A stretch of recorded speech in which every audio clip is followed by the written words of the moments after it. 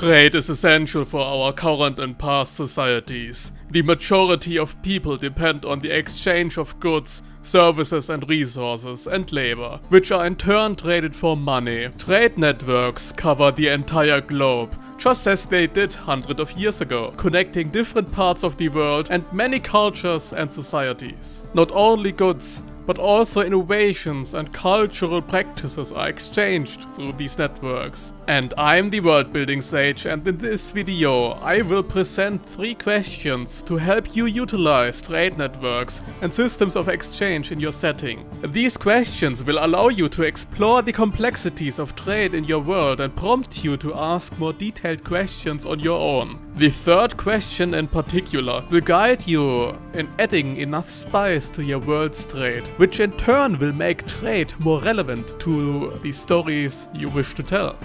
For thousands of years, people have engaged in the exchange of goods and services. The practice of trade became prevalent with the beginning of specialization and the division of labor, which emerged as a result of agricultural development and the formation of cities. The diverse nature of cities and the wide range of goods produced by people made trade possible in the first place. Initially, bartering was the primary method of exchange, with people directly trading goods instead of using money, credit or other mediums of exchange. Goods were exchanged based on immediate usage and need. For instance, a cobbler would produce a new pair of shoes and exchange them with someone in their village or neighboring village for a few shirts and a dozen eggs, which they in turn would use immediately. However, as time went on, the production of goods, services and other commodities shifted towards being profit-orientated rather than solely for immediate use. Likewise, trade became increasingly lucrative as people sought after more unique and specialized goods.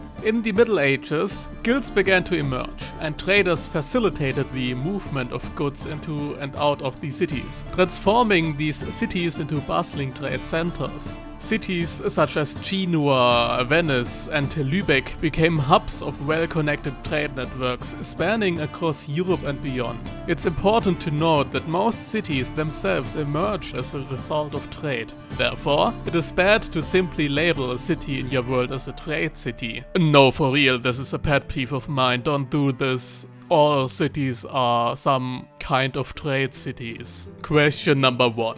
What's a resource or a product the people of your setting desire? And who are the people, especially the class of people, who desire said goods? The usefulness and demand of your trade good, in addition to its overall rarity, will determine the length people will go to acquire said goods. Basic foodstuffs are the most commonly traded goods. Everyone desires them, but outside of large-scale famines, they are pretty common and their supply chain is relatively short.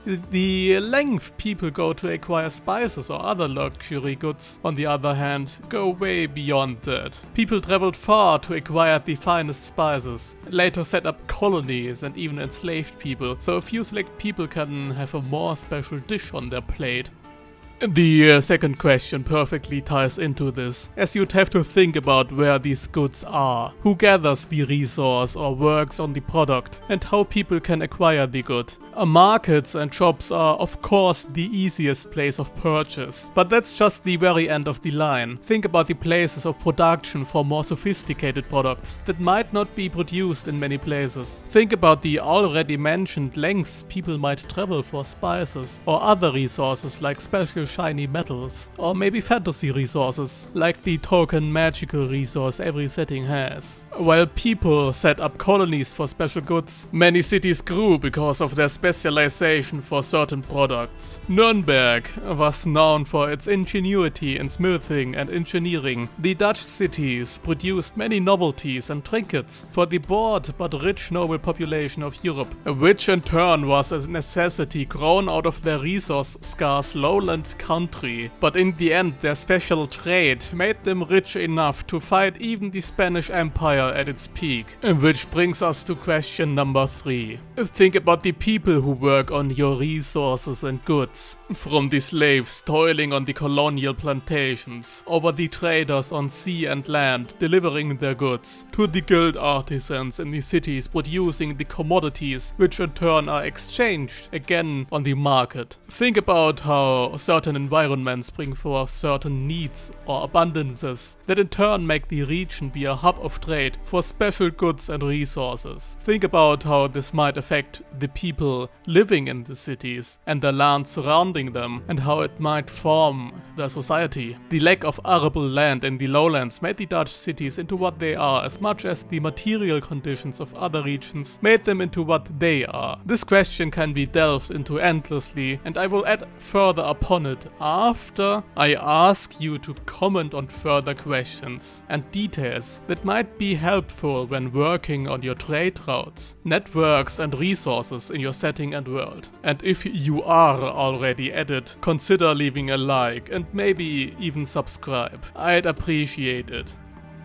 Trade alone rarely makes for exciting world building. The politics and societies that formed around the trade, however, do. And with societies and politics comes conflict you can exploit for your story and the progression of history within your world. Like I said, the simplest ways of making trade noteworthy is by pointing out the lengths people went to get their desired goods, and the societies that solely formed around the trade and the extraction or commodification of said good. Let's take an example out of my world. One of the big bingo slots for any fantasy world are magical resources acting similar to coal or oil that have some relation to the magic in your world. And I like that trope way too much not to include it in my setting. The star stones or star crystals are purple to blue colored crystalline rocks that are, despite their name, primarily found beneath the earth. Next to all cultures on the planet have a near religious connection to the resource. For some, the star stones are a gift of the gods, for others a resource to commune with the same, but for all it's a component for powerful spells, and a permanent enchantment, and a tool to deal with powerful creatures and magical entities. Star crystals belong to the most sought after resources around the world, and its relative scarcity makes it into a point of conflict. Many wars were fought over these blue rocks. Entire civilizations arose and collapsed because of the availability,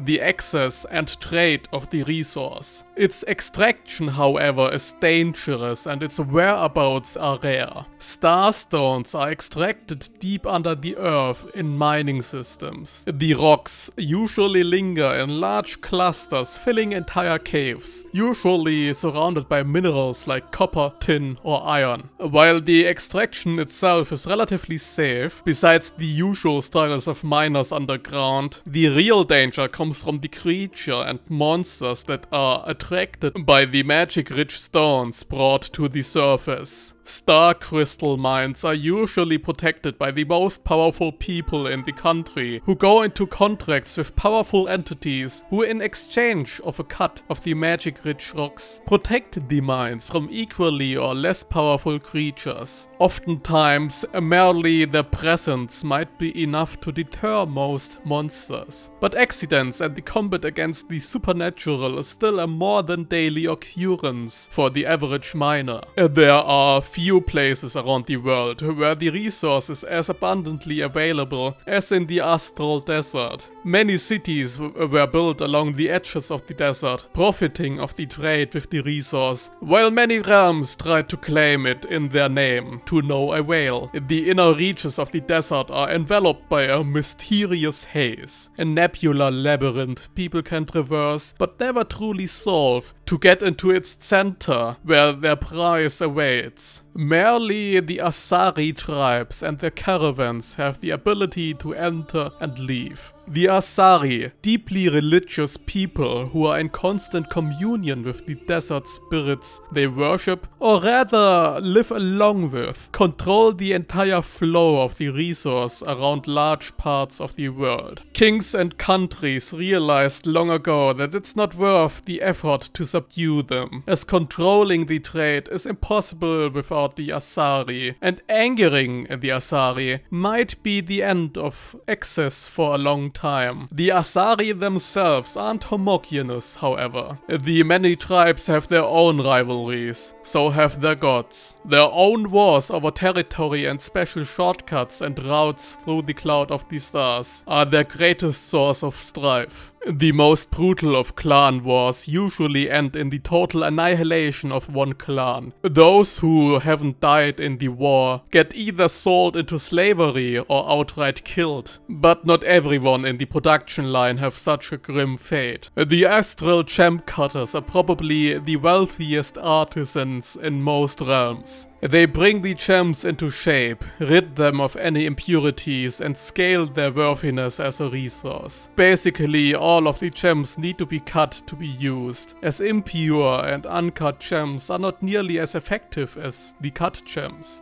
However, the gem cutters are on the offensive, as there have been new developments in this field of work. When grinding these stones into dust to rid it of its impurities, the skill and workload needed isn't nearly as close as when cutting the gems, and the effectiveness of the end results, especially when used for enchantments, is basically the same as before. So that's it for today's video, world builders. I hoped you liked it. Tell me about how trade brings conflict into your world, and maybe even leave a like and subscribe. See ya!